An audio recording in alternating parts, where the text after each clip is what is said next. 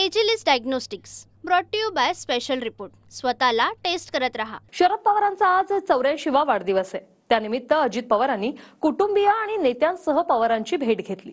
तर आम्हाला अजित पवारांपासून धोका नाही असं शिवसेनेचे प्रवक्ते संजय शिरसाट म्हणाले.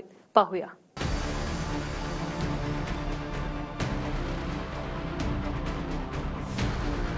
शरद पवारांच्या 85व्या वाढदिवसानिमित्त अजित पवारांनी सहकुटुंब आणि पक्षाच्या नेत्यांसोबत पवारांची भेट घेतली आहे. विधानसभेच्या निकालानंतर आणि 6व्यांदा उपमुख्यमंत्री झाल्यानंतर वाढदिवसाच्या निमित्तानं अजित पवार पहिल्यांदाच शरद पवार यांना भेटले. संसदेचं अधिवेशन सुरू असल्यानं शरद पवार दिल्लीत आहेत. दिल्लीतल्या शरद पवारांच्या निवासस्थानी येताच सुप्रिया सुळे अजित पवार आणि सुनेत्रा पवार यांना घेण्यासाठी आल्या. भाचा पार्थ पवार यांना देखील सुप्रिया सुळे यांनी जवळ घेत विचारपूस केल्याचं दृश्यांमध्ये दिसतंय.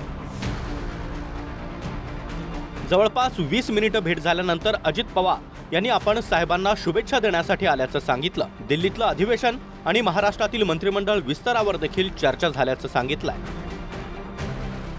आज साहेबांचा वाढदिवस आहे, उद्याच्याला काकींचा वाढदिवस आहे. त्याच्यामुळे त्या दोघांचं दर्शन घेण्याच्या करता आम्ही त्या ठिकाणी आलेलो होतो. दर्शन घेतलं, चहा पाणी झालं. इतर वेगवेगळ्या प्रकारे साधारण काय इकडं काय चाललंय तिकडं काय चाललं म्हणजे जनरल परभणीला काल असं का घडलं किंवा इतर ठिकाणी काय चाललंय अशा सगळ्या चर्चा झाल्या. इन जनरल चर्चा त्या ठिकाणी झाली. आणि पार्लमेंटमध्ये लोकसभा का कमी चालली, राज्यसभा का कमी चालली, आमचं मंत्रिमंडळाचं बाकीचं कधी मंत्रिमंडळाचा विस्तार त्या ठिकाणी होणार आहे, आमचं अधिवेशन केव्हा आहे, अशा जनरल चर्चा ज्या नेहमीच्या असतात तशा पद्धतीने चर्चा झाली. दररोज स्वतःला टेस्ट करत राहिलं पाहिजे, कारण टेस्ट करूनच मनुष्य बरा होतो. म्हणूनच जेव्हा हेल्थ टेस्टचा प्रश्न येतो तेव्हा मी विश्वास ठेवतो भारतातील सर्वात मोठ्या डायग्नोस्टिक कंपनीवर, एजिलिस डायग्नोस्टिक्स. स्वतःची टेस्ट करत रहा. अजित पवारांसोबत छगन भुजबळ, सुनील तटकरे, प्रफुल्ल पटेल हे देखील होते. दोन्ही पवारांची भेट दिल्लीत झाली. मात्र या भेटीनंतर शिंदेंच्या शिवसेनेचे प्रवक्ते संजय शिरसाट यांच्या वक्तव्यानं वेगळीच चर्चा सुरू झाली आहे. दोन्ही पवार एकत्र येणार असल्याचं जाणकार म्हणतात, असं शिरसाट यांनी म्हटलंय. नाही, यात शिवसेनेची कोंडी होण्याचं काही कारण नाहीये. शरद पवार साहेब हे देशाचे ज्येष्ठ नेते आहेत. अजितदादा या टायमाला भेटायला गेले, निश्चित त्याच्या मागचं कारणं सुद्धा असू शकतात. मला वाटतं कौटुंबिक भेट असेल तर ठीक आहे, परंतु आता जाणकार लोक असे अंदाज वर्तवायला लागलेत की शरद पवार साहेब आणि अजितदादा एकत्र येतील. भविष्यात नेमकं काय घडेल माहीत नाही, परंतु भविष्यामध्ये ते सुद्धा अजितदादा बरोबर जाणार की अजितदादा त्यांच्याबरोबर जाणार हे सांगणं आजच्या घडीला अवघड आहे. दोन्ही पवार अर्थात दोन्ही राष्ट्रवादी एकत्र आल्यास अजित पवारांचं महायुतीमधील वजन वाढेल अशी देखील चर्चा आहे. मात्र आम्हाला अजित पवारांच्या राष्ट्रवादीपासून धोका नाही, त्यांच्यामुळे आमचं महत्त्व वाढलंही नाही आणि घटलंही नाही, असं शिरसाट यांनी म्हटलंय. आम्हाला राष्ट्रवादीपासून कोणताही धोका नाही किंवा त्यांच्यामुळे आमचं महत्त्व ना वाढलं ना घटणार आहे. ते त्यांच्या पक्षाच्या पुरतं ते काम करतायत, म्हणून त्यांना आमच्या शुभेच्छा आहेत. कोणी एकत्र आलं म्हणून शिवसेनेचं काहीतरी वर्चस्व कमी होईल हे समजण्यासारखं काही कारण नाही आहे. आम्ही आहोत त्या ठिकाणी ठाम आहोत आणि आमचा जो काही आलेख आहे तो तुम्ही पाहिला असेल तर हा सगळा लोकसभेपासून चढता आलेख आहे. आम्ही मागे हटणार नाही, आम्ही लढणारे लोक आहोत. प्रत्यक्षात जर आपण राजकारणाकडे, प्रॅक्टिकल राजकारणाकडे बघितलं तर शरद पवार ज्या पद्धतीनं धर्मनिरपेक्ष विचारधारेची ध्वजा घेऊन उभे राहिलेले आहेत आणि ते राजकारणात पुढे जात आहेत, एक वैचारिक सिद्धांताची भूमिका घेऊन पुढे जात आहेत. आणि अजित पवार यांनी त्या दृष्टीनं तडजोड करून भारतीय जनता पक्षासोबत जाण्याचा निर्णय घेतला आहे. हे बघता हे कधी शक्य होईल, मला वाटतं ह्या दोघांनी एकत्र येण्याची शक्यता त्याच वेळी आहे ज्यावेळी अजित पवार भारतीय जनता पक्षाची साथ सोडून येतील आणि ते नजीकच्या काळात तसं येण्याची शक्यता नाही. पण अजित पवारांची भेट संजय राऊतांना काही आवडलेली दिसत नाही.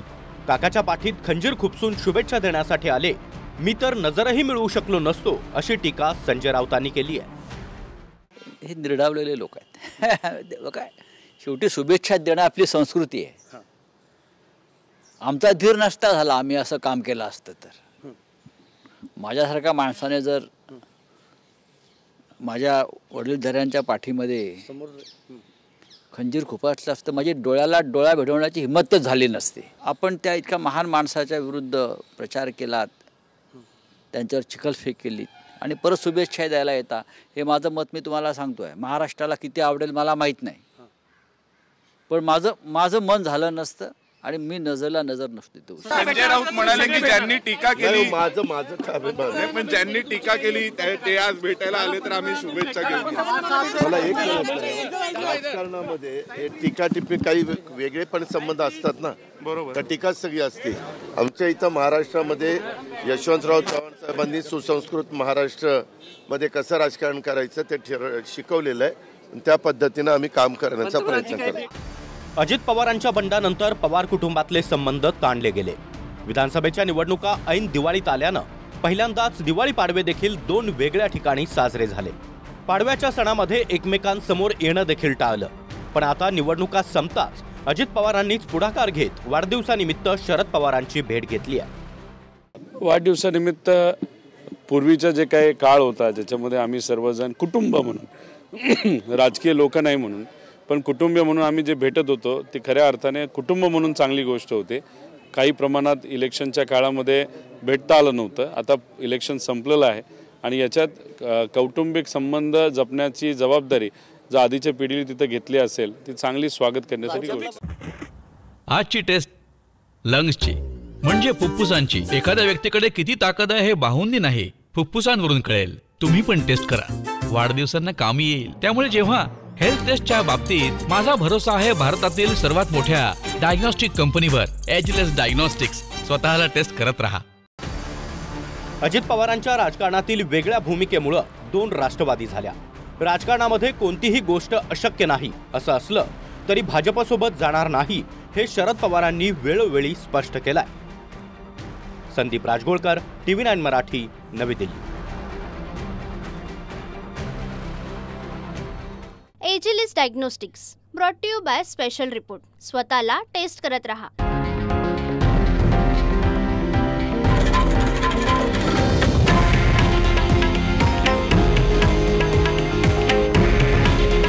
हे आहे देशातील नंबर 1 न्यूज नेटवर्क आणि आपण पाहत आहात TV9 मराठी. काळजी तुमची, हित महाराष्ट्राचं.